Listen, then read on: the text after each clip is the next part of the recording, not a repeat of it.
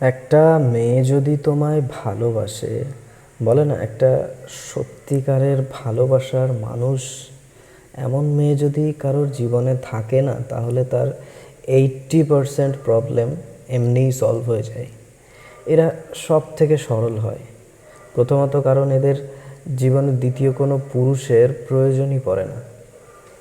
আর second, এদের expectation অনেক কম থাকে। তারা শুধু তোমার থেকে একটু লয়্যালটি আর জাস্ট একটু আন্ডারস্ট্যান্ডিং এটুকুই এক্সপেক্ট করে।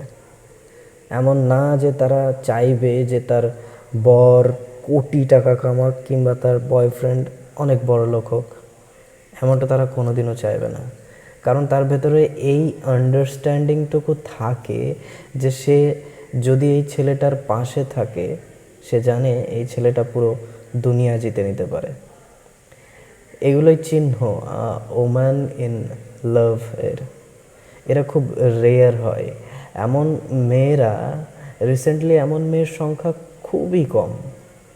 তাই যদি ভাই তোমার কাছে এমন কোনো মেয়ে, মানে এমন কোনো মানুষ যদি তোমার কাছে থেকে থাকে, তাহলে তাকে প্লিজ হারিও না।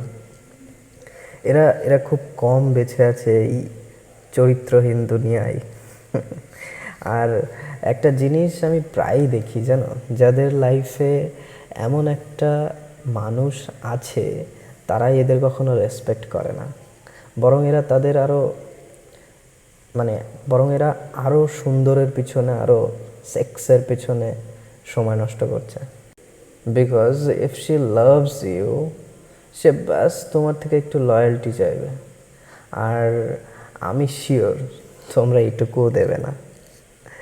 তাই একটা কথা বলি, যদি কোনো ছেলের জীবনে এমন মেয়ে থাকে, তাহলে প্লিজ তাকে হারিও না। আর মেয়েদেরও বলছি, যদি নিজে তুমি এমন মানুষ হয়ে থাকো, তাহলে একটু দেখে প্লিজ এই টক্সিক মানুষগুলোর থেকে প্লিজ দূরে থেকো।